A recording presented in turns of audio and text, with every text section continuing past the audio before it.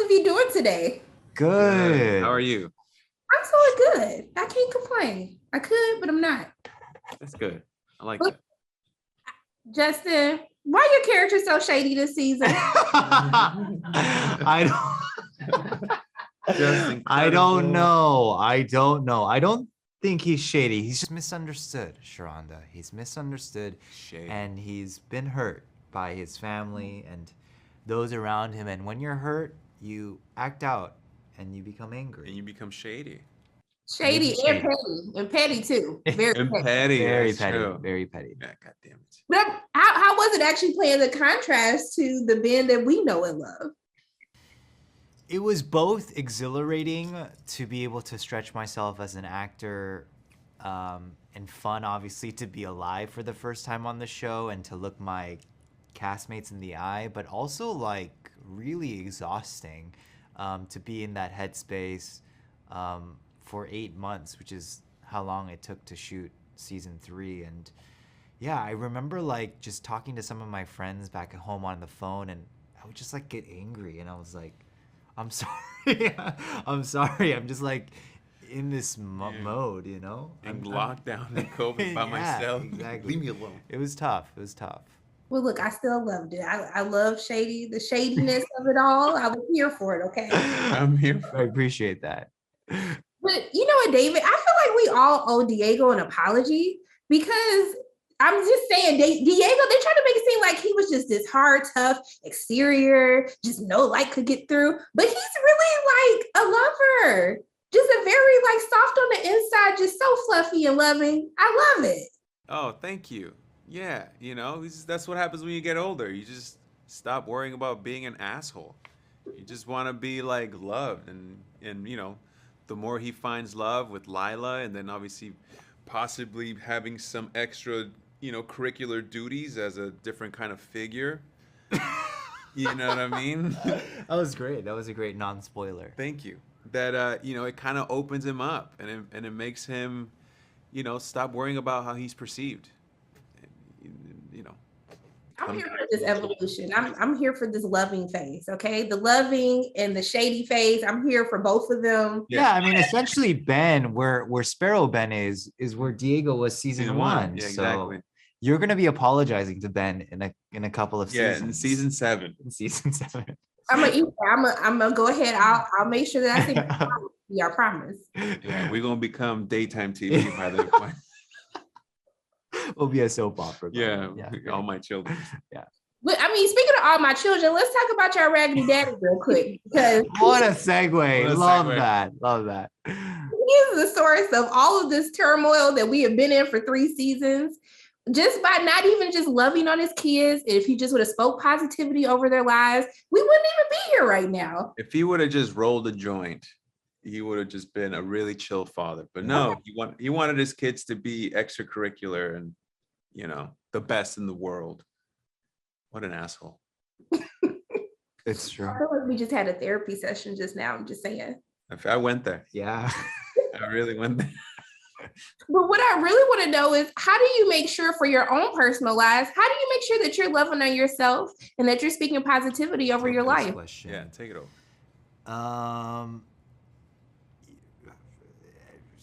How do I make sure of that? It's hard. It is a process. I think years of therapy have helped me. I think being surrounded by a great community of family and friends has really helped me. Yeah. And making sure that you take your self-care days. Yeah, that's good. I mean, and also like when you say you're gonna do something for yourself, follow through. Oh. Because then you start trusting yourself, and you start trusting what you really want to do. And if you really believe and love in yourself, that's, I think, how you get to that point of being like, oh, I really want to do this. How do I make that happen? And how do I rework my day to make that happen? Mm-hmm. And trust that this is what, you know, trust yourself in it. I just want to like an inspirational book from the both of you now. I'm just saying, I'm gonna throw that out there into the universe that you can do that. Just be our life coaches. Little quote, little quote. Yeah, quote. Yeah. Love that. I want to thank the both of you for making my day, making me laugh. I'm just sending so much love and light, and hopefully an apology in the future to you. So You are so lovely and you are so full of warmth and joy. Thank you so much. Thank you so much. Have a great day. You Bye. too. How are you doing today? Hi, I love your background. I love your outfit. Love the braids. It's all working. Beautiful. Thank you for gassing me up. Okay. And the nails. Okay. Well, you were taking me through it this season. Oh, girl. Is acting this season. Got me in all my feels. It was too much. It was too much. But you made it, so that's all that matters. But can you talk about, spoke to Steve and he talked about how you both collaborated, with your character's storyline and just talk about the importance of not brushing aside the trauma, that she endured last season being in the Jim Crow era. How was that?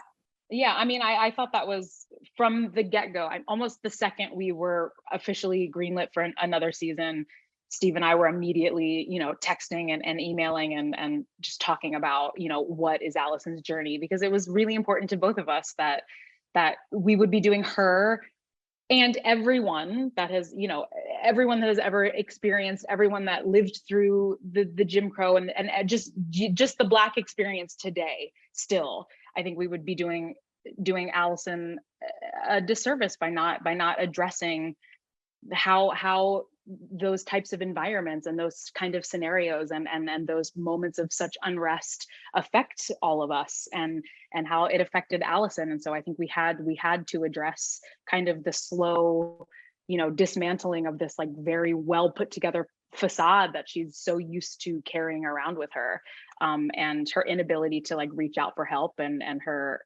decision to kind of, and potentially like an unconscious decision of leaning into the anger and leaning into the hate and the trauma and kind of using that as her fuel, as opposed to kind of trying to find her way through it and to the other side of it in a healthy way.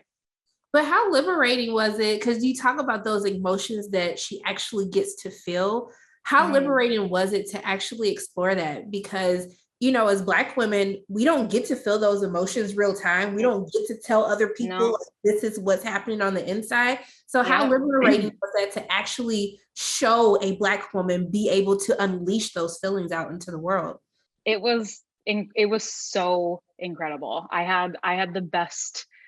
honestly had the best time this season, just kind of being able to be a little unhinged and be unpredictable and kind of explore this unpolished version and of her. And I also was as Emmy, as a Black woman, I also, so much of I would get caught off guard in scenes, in moments with my own emotions kind of like toppling over and spilling out, and the director in whatever moment would call cut, and then I would kind of have to like step off set and kind of collect myself and regroup, because it was overwhelming to kind of go there as Allison, but also naturally I was also a part of that journey with her, and so I think I was also kind of living these moments and kind of having an ability to kind of expel some emotions that I've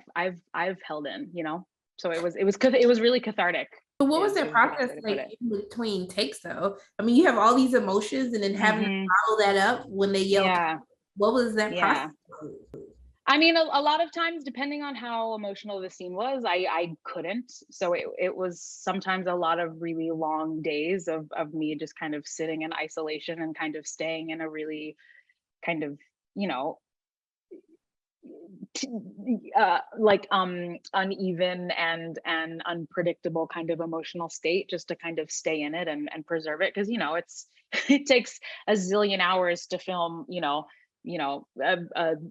30-second scene. So it was a lot of really long days of kind of living in this high emotional state, but I learned so much about myself through that, and also just myself as an actor and how to kind of stay in it, even though makeup is doing touches and hair is doing touches and people pulling at your clothes and the camera crew's asking you to move around, and just kind of like staying in my bubble and kind of being able to stay in the emotional state that was required for the scene, because a lot of the times for lighter scenes, it's easy to like pop in and pop out. But for a lot of this, I really had to kind of stay emotionally where I was in the scene, or else I would lose it. Well, look, you did that this season. I was different. I'm just sending you a virtual hug too, like thank you. Okay.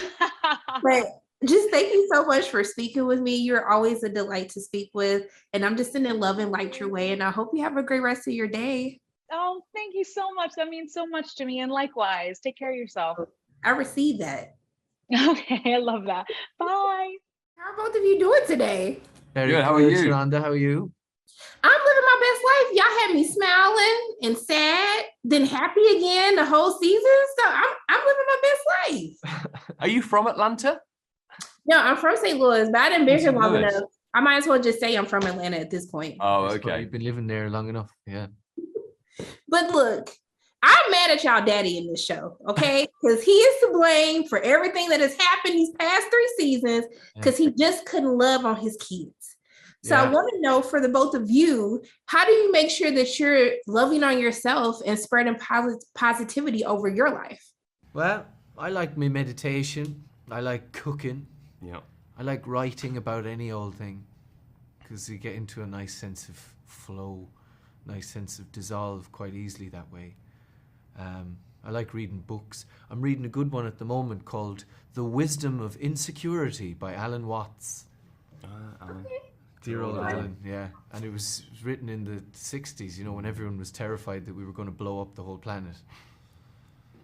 And so, yeah, you know, I like doing lots of different stuff. Yeah. I have like a daily thing that I kind of do, I guess. Like big part of it is hanging out with my kids and my wife, my family. You know, like I think family time is really important for, you know, being, especially in this industry, you know, staying level. But I love to work out. I love to push my body pretty hard because it, you know, I feel that's kind of my therapy in a weird way. I also love to cook and meditate and stuff. I think that's really important. So I always think like self-care actually is one of the most important things to do, because if you work on yourself, then you can put your best version of yourself out into the world. So if you get that right, then you can put out there the goodness and stuff, right? You can put the best version of yourself out. I love that. And I also want a meditation and cooking show now. Can we just get that? Amazing. Yeah. You'd probably burn the eggs, you know, because you'd be sat there off in the realm of oneness, and the oven. Burn the eggs. I don't know if it would be a strange combo, but you know. We'll just call them meditation eggs. They're not burnt. Meditation eggs. They're Eggs. basically just burnt eggs, meditation eggs. I'll serve those next week. Just throw them out. Don't eat them. Yeah.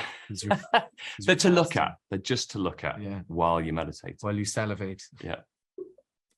But look, I mean, I love that for the both of your characters this season, you know, they said, forget what's happening in the world right now. I'm just going to make amends, and I'm just going to make myself happy. And I want to know, like, how was it actually showcasing the complexities with your characters? You know, I feel like they kind of did a 180 from what we're used to in the previous 2 seasons. How was that for season 3?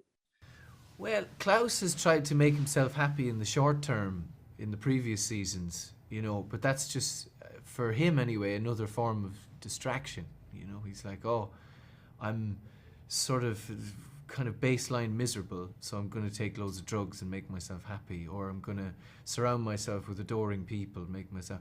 But really, that was sort of just silver sequins on a turd, you know, that really he had to kind of look a little deeper and try to address the core issue as opposed to just the symptoms, you know.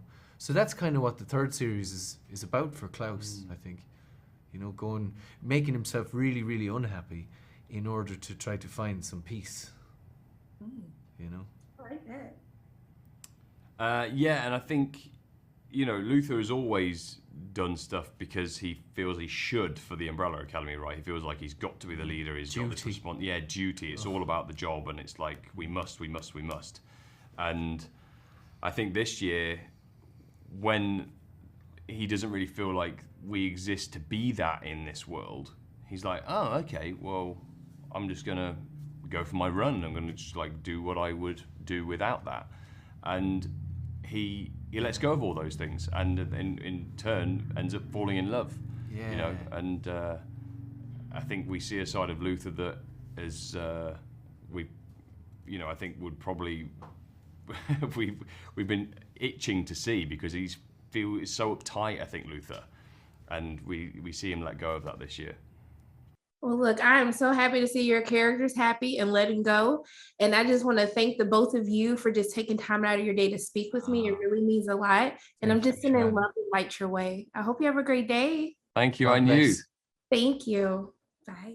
Hello. Hi. Hey, how are both of you doing today? You know what? We're really good. Good. Yeah. I'm gonna say like frenemies, but like, can I call you frenemies? You're really more like enemies. Like, I think frenemies Yeah. is good. That's good. Any two worlds amalgamated like that, I'm all for. By the way, love the background. Just before we proceed, that's very fun. I was there with y'all. You just couldn't see me. I was one of the castmates. I was just in the back. Wouldn't that be great Your though? Just someone superpower like is being peeking invisible. behind. You only see the eyes. It's like, Another kid you didn't know about. But look, I mean, with both of your characters, I feel like we're kind of getting to a place where they can kind of just chillax for a little bit, not with a little bit of confrontation on who they are as people. I wanted you to talk about what are the complexities about your characters, and how challenging was it actually having to confront some of the issues that we've seen in both of them in seasons 1 and 2. Well, I guess Lila is going through something kind of traumatic. She's lost her mum, or who she thought was her mum, and that she was just being used the whole time. So she's lost and she's angry, and Lila's traumatized. Lila's got trauma. She's lost. She's lost her mum. She's found out she was being used, and she's having to maneuver around that. She's in a vulnerable place, and what comes from that is an interesting development. That was really fun to play. you have a lot of interest. It's the end of the day for us. I know. 5 has had 50 years of trauma, and the man wants a break. Besides from that, he's going nonstop for 3 weeks trying to save his family, and the universe just is not having it. So he gets sort of a moment to sort of take a breath before he's pulled back into the chaos. And, we have a lot of the different sort of themes and stuff that has happened in previous seasons to... Sorry, we have to hold 1 second while... Someone's talking. Yeah, we'll over cut there. between like the wide shot or this, or so that's how they'll fix it in editing. Okay. Papa going to tell them off.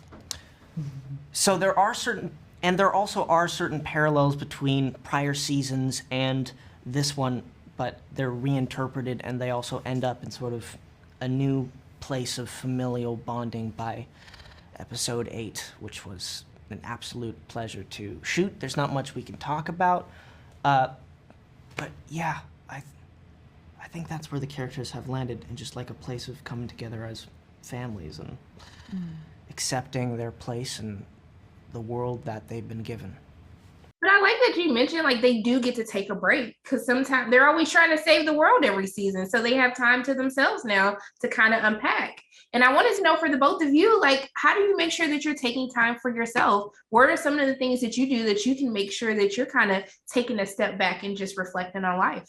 Really nice question.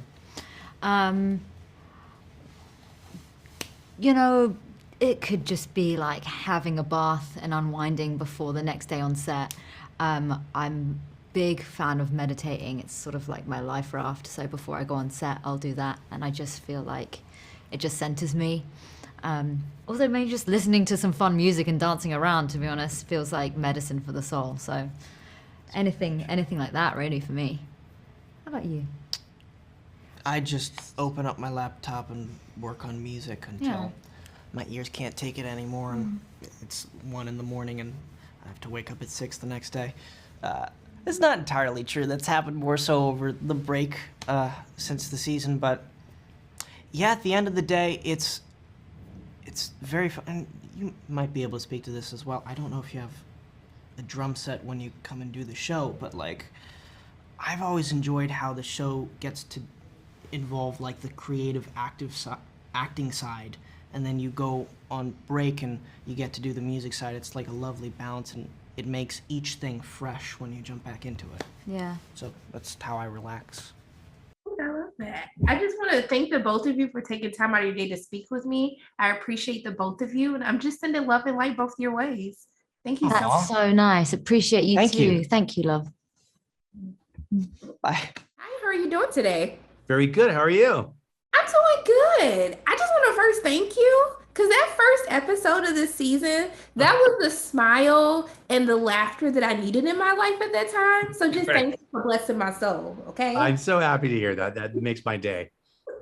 But our characters, I feel like they're one of their darkest places yet in this season. But you find a way to balance the darkness with some lightheartedness and comedy at times. And so can you talk about the importance of learning how to balance those two in season 3? Yeah, it's a challenge. I mean, like, for example, with Allison, it was important to tell a story about, I talked to Emmy, Raver, Lampman a lot about what it would be like to come back from Jim Crow South in 1963. And we talked a lot about the PTSD of it all. So not only she dealt with what it was like to be there, she's lost her husband, she's lost her daughter. And we wanted to tell sort of an honest story of a woman who, not angry, but she's broken. Her heart is broken, and she is in absolute pain. At the same time, we're telling stories that are lighter. So it is tricky to find the balance. And when you read the script and the balance is off, you can tell instantly. And that's the challenge with the writers and myself, is to sort of really to tell really honest, relatable stories, but yet still have fun and subvert the genre of the superheroes. And it's tricky, but I think we managed to make it happen and work most of the time. And thank you for doing that with Emmy's storyline, because I was like, I know they're not finna sweep this under the rug like someone would just be okay coming out of the 60s. So thank you. I appreciate that. Great. But it's crazy to think that all of these situations we find our characters in the past 3 seasons, it really comes from their raggedy daddy who just didn't give them love or just speak positivity over their life. So I wanted to know for you, how do you make sure that you're showing your self-love and that you're speaking positivity over your life right now? How do you make sure you do that? I think, I get great pleasure in writing these characters. And I think there's there's people I know in every one of these characters. I mean, I think Hargreaves deep down has great appreciation for these kids. He just has no ability to show love to them. And I love that dynamic. Everyone struggles with the relationship with their parents. And I think it's a real thing that, we all want to be close with our parents. So I think it's, I have my own struggles with my parents, and I think it's fun to sort of see that relationship play out on the screen. But I love that the characters, because they're always trying to save the world every season, that now in season 3, that they actually have to face their own internal problems. Right. And I want you to talk about showing the complexities of them actually having to face reality of overcoming their past to become a better person today. Yeah, no, this season we go very much into who they are and who they want to be, because it is yes, there is something bad coming for the world, but this is a season where they really can hold the mirror up to themselves and ask, am I happy with who I am? Do I want to be this superhero? Do I want to be in a relationship? And that was very important to sort of go to that deeper layer of them this year. But we have the shocking season 2 finale when we see the Sparrow Academy. How was it actually ushering like a new group of heroes into the mix of season 3? What was your approach for that? Well, first of all, we got very lucky. We got great casting. The Sparrows are just a great group of actors. But it was fun. Once they were in their, their mission suits on set, and we had umbrellas and they were standing toe to toe, we felt it when we said cut. We were all having lunch together. But once we were rolling, we felt there was great tension between them, and that was a lot of fun because they were so different in how they look at the world. But it was just great to see. At one point we had all 14 of them on set together, and it just it was very elating for the crew during a very dark time of COVID. It was just, we laughed constantly when we were all together on set. Look, I'm happy to know that it was peace behind the scenes, because it was a lot. Oh, yeah. Well, look, I want to thank you so much for taking time out of your day to speak with me. I'm sending nothing but love and light your way, and I hope you have a great rest of your day. Right back at you. Thank you very much. Thank you. Bye. Bye.